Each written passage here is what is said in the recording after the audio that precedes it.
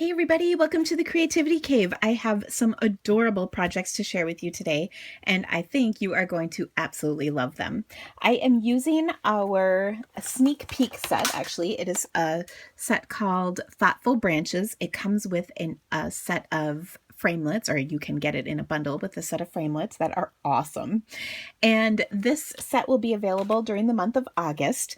However, if you spend $50 during the month of July, you get a a $5 coupon. So for every $50 you spend, you get a $5 coupon that you can use in August to buy this cool stamp set. So let me show you how to put this together. I'm going to show you the card today, and for my VIP members, you will get a video that shows you how I made the vase. It's pretty cool, so I hope you will check it out. All right, let me share with you how easy this is. First of all, I'm going to bring in a piece of cardstock because you know I am a messy girl. I'm going to start with a half a sheet of, this is Sweet Sugar Plum, and I'm going to use the Diagonal Lines background stamp. This is new in the idea book and catalog, which I love. And I'm inking it up very well with Sweet Sugar Plum ink. And then I'm going to use what I what is the word I'm looking for? Affectionately, not reflectionately. Oh my gosh, seriously. What I affectionately refer to as a rubber. It's nothing more than a clear block. I don't know if I've ever mentioned this to you guys before in my videos, but there are really inappropriate stamping terms, but they're kind of funny and they make me giggle because they're a little dirty.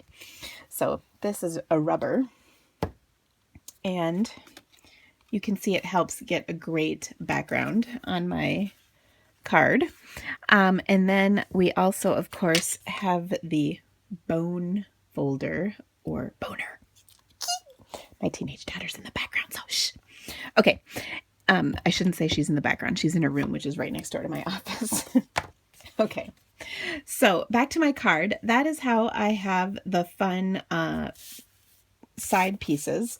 Then I have a piece put right over the top of crumb cake that I have embossed with the brick wall embossing folder. And because the theme is shabby chic, I wanted to shabby chic it up a little bit. So I took my white ink pad and just went over the bricks like so. And I love the look. It kind of just really highlights the whole thing and looks pretty cool. Okay, so that's all that there is to that. Next, I'm going to stamp. Oh, I know, I need to stamp my hydrangea, don't I? Uh-oh, I had a scrap of cardstock for this, but of course it's gone because that's what always happens. Here we go. Just out of arm's reach. So this is, you can see I already cut one. Sweet Sugar Plum ink and cardstock. So I'm going to ink this up, and oh, it's just going to fit perfect. Stamp that on there, and then I will lift it up and stamp it a couple more times without re-inking. Okay, you can barely see there's just a little bit of a halo, so I'll just do the same thing again.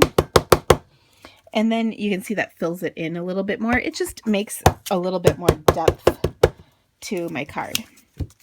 Now, the set of framelits are these, plus the one that cuts out this piece. And you can see it's pretty easy to line up. What I do is I line up the bottom edge, and then I kind of go around and scooch it till you can see it's lined up on all the pieces. And what's nice is there's this little thing that points up that coordinates with the tab that points up there as well. So it's easy to line up. I'll cut this out and be right back. Okay, so I have my hydrangea cut out. You can see it looks great. I also cut out a second hydrangea. I didn't stamp on it, but just cut a second one out. This is rich raspberry cardstock, and then I did the stem in Pear Pizzazz. So let's put together my card because it's really easy. Now here's my favorite part. We're going to squish this just a bit. And I think that lends itself to the shabby chic. It also gives me some more dimension in my hydrangea. So then I will adhere this to my card, and I'm just going to kind of put some adhesive on the back. It's going to poke through a little bit, but that's okay. So I'll just kind of stick that down. Same thing here, but I'm going to be just a little bit more careful with the placement of the adhesive so that it is indeed hiding behind things. And then I will place this right over the top. Offset though so that it's not perfectly lined up. We want it to show through. Okay.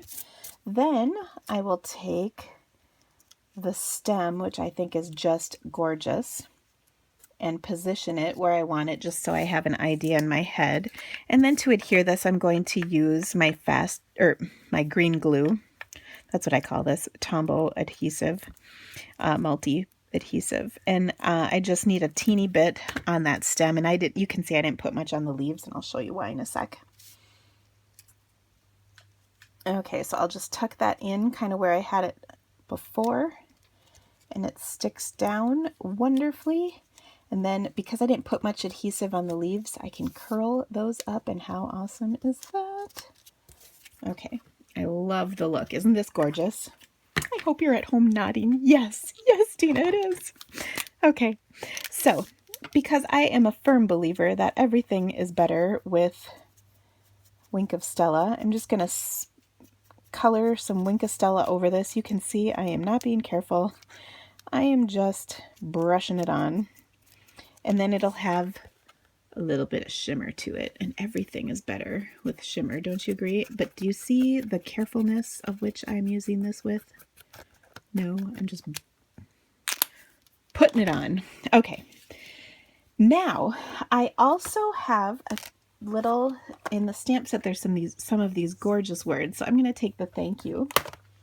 And I have a scrap of cardstock. This is just leftover from when I trim cardstock out.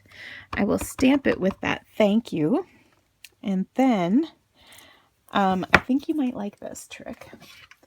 I'm taking I don't even know what this is called, like a badge punch or something. And I'm going to slip it through right here. No, right here. Seriously, I know what I'm doing. Like this. So I'm going up through the bottom, and then I'm just going to punch, and then it gives me that cute little flag, but it's kind of curved, which I like. So actually, it's a little crooked, so let me do it once more. It's a little better. Isn't that cute? And then I will pop this up kind of right over the top and then trim my piece. So I'll take a couple of dimensionals, stick them on. Oh, I just think this card is so pretty.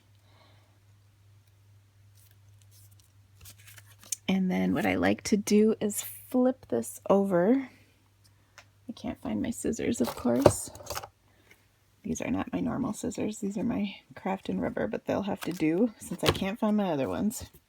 They're all gooey gummed up from trimming rubber a little because I'm anal about that. Okay, so now that I've got that part done, I'm going to get rid of that. Use some linen thread and tie that around. And I'll wrap it a couple of times. So I'm just going to leave a tail of a couple of inches.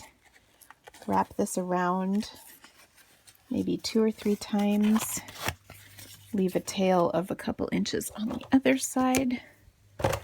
And then I have this great thread that I can just tie a knot right at the stem, I think. Or I'm going to tie a bow, I think. I can do a bow. We'll see. We'll see how it goes. If you're bow impaired, which some people are, I mean, it's nothing to be ashamed of. Just tie a knot. Okay. And let me trim this so it's even. Oh, so pretty. Okay. Last but not least, we're going to adhere this to our card. So I will put some fast fuse. Grab that card back and center it up on here. And then I have a gorgeous looking card. But wait, there's more. Of course there's more. I have pearls to place on here because every card is shabby chic with pearls. Now I find I end up with the teeny sized pearls left over the most. And I think the reason is because they're so tiny that they're kind of challenging to mess with. So here are my scissors. Of course, they were under something. So what I'm going to do is just take and place these in the center of the little petals on here. And it's a great way, so you can see I've used all the other pearls on here, except these few leftover ones. So I think it's great to have kind of an fun way to use up some of those. And oops, you can use as many as you want on here, but just spread them out a little bit. It's so easy, especially, do you see what I'm doing? I'm pushing them off the sheet and then, oops, well, that didn't work out so hot. There we go. And then placing it on here with my thumb. So I push it off the sheet with the scissors, place it and stick it with my thumb. Okay, and we'll just do a couple more so it looks relatively evenly spaced and pretty. Sometimes they flip to the back side because they're so tiny. Okay, so look at that. Isn't that just gorgeous? Oh my gosh. I hope you enjoyed this card. Please go to my blog and you can see all of the details. The description of this video has the link to my blog post where this is. And because I am kind of anal, I'm going to have to add a couple more of these pearls because they're really cute. But anyway, please, when you're at my blog, if you just love this, please shop my online store. You can see all of the wonderful things that I used on here, and whenever you order through me, it really helps me out a lot. You also become a VIP, which gives you all kinds of amazing perks, such as checking out the video on how I made that adorable vase, which PS folds and you can mail. Ha! So anyway, I hope you liked this. Thank you so much for stopping by and stamping with me. I had a great time with you. Take care. Bye.